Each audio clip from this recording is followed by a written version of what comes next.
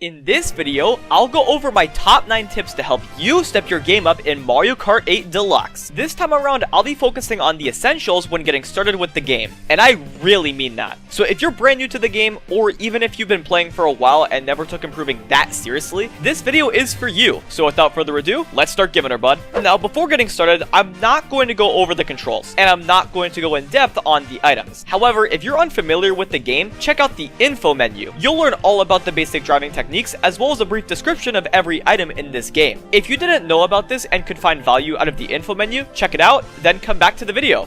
Alright, here we go. I encourage you to use whichever combo you want because, in my opinion, this game is the most fun and the most motivating to improve at when using a combo you enjoy. It just makes the experience that much better and will encourage you to keep going. However, you don't want to put yourself at a severe disadvantage, so if you aren't going to go along with the meta, I'd suggest at least using the roller tires. Mini turbo stat is the most important stat in the game, and well, the roller tires have the greatest mini turbo stat, which is generalized by the acceleration stat. So I encourage you to use whatever you want, but if you want to really step your game up, you should probably use a meta combo. The main ones are Waluigi on the Wild Wiggler and Waluigi on the Mr. Scooty, and you could also use DK or Roy if you wanted to use a character similar to Waluigi but not Waluigi. Waluigi Wiggler is the more popular combo because it's superior in top speed without sacrificing too much of the mini turbo stat. Waluigi Scooty has less top speed but also has a much better mini turbo stat, meaning it's a very flexible combo, but it's only really good if you take full advantage of its mini turbo stat, and this usually means it's actually harder to drive than Waluigi Wiggler.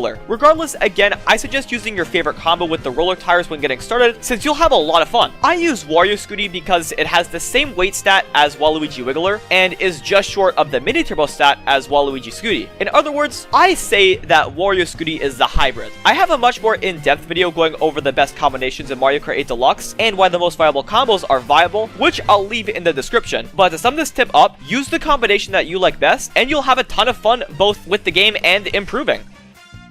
Now you know this video is heavily catering to beginner players since we're talking about the starting boost. This strat is pretty simple but might be a little tricky to get the hang of if you're literally just getting started. As soon as you see the 2 on your screen, hold the A button and keep holding it for the rest of the countdown and you'll get the best boost possible. If you start holding A too early, you'll burn out. And if you start holding A too late, you'll get a pretty bad start. Again, a very simple strat, but I wanted to mention it because it's something you'll be doing every single race.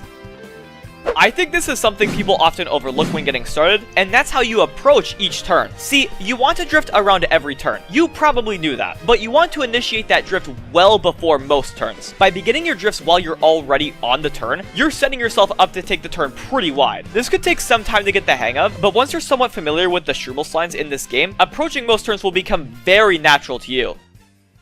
This is one of the most important general tips to know of in this game, and that is tricking. Either pressing R or ZR or shaking your controller will lead to you tricking off said ramp and getting a nice boost as you land. This game got a pretty big buff to tricks in comparison to Mario Kart 8 on Wii U, and you can really take advantage of that, especially when shaking your controller. Take the eel tricks on Dolphin Shoals for example. By shaking your controller on the eel stripes, you can get quite a few launches forward without having to worry about accidentally hopping left or right, which, by the way, is really bad here. I think a good general point to bring up is that if you aren't confident in your ability to easily nail a trick, just shake your controller and you'll nail the trick every time. It's also worth mentioning that there are different kinds of tricks in this game. By releasing a mini turbo then immediately tricking off the ramp, you'll keep the momentum that your mini turbo gave you while in the air. Mini turbo tricking is the most important kind of trick to know next to the regular trick and the motion trick. If you want to learn about another type of trick and other techniques in this game, check out the second link in the description.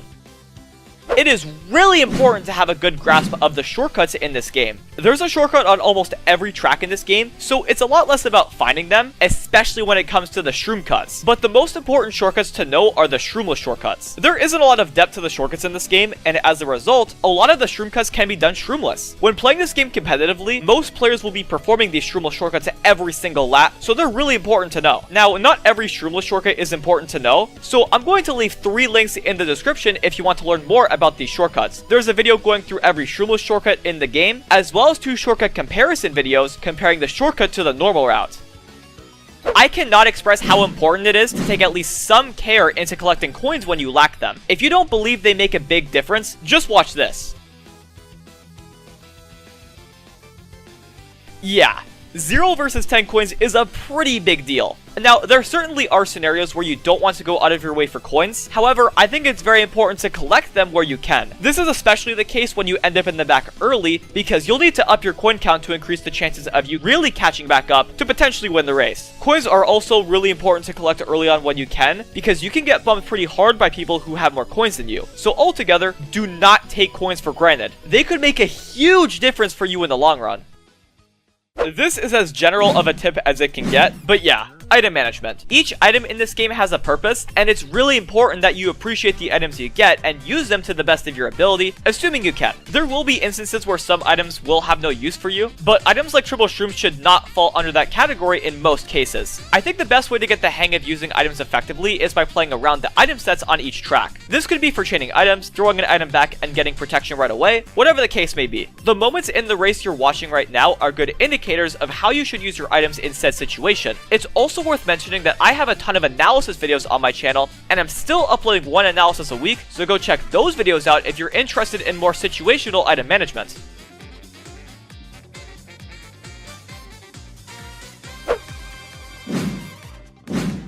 Frontrunning. While it may seem easy, since on paper it's just drive and win, there are still a few factors worth going over. For instance, there is a very high chance there will be at least one blue shell in a race, maybe two if the first one is thrown early on. So it might be in your best interest to stay in second so the blue won't target you if you're still in first. However, it's also important to consider how dangerous playing in second is compared to first. Because yeah, you can get blued if you're in first, but players behind you have less risk taking you out because they won't get blued for passing you. On top of that, first place can pull bombs, and bombs have the same effect as a blue shell. My point here is that while not playing in first can work out quite a lot, I think it's still important to consider the risks of playing in second or below, generally in the front.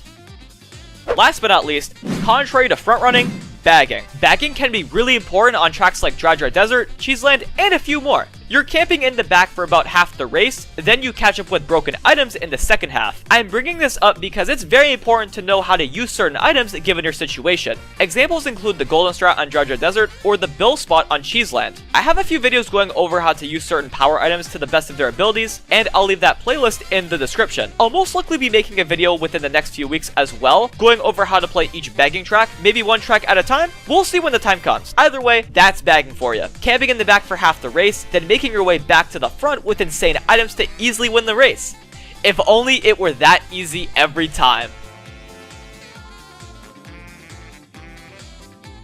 I hope you got something out of this video. If you did, I'd really appreciate it if you'd like the video and subscribe if you haven't already. Every tip I went over today is great to know when getting started on this game, so if you're getting started, I wish you the best of luck at improving moving forward. Again, I have a ton of links in the description that will link you to videos that can help you out a lot, so go check them out. But until next time, thank you so much for watching, have yourselves a fantastic day, and keep on giving her, bud.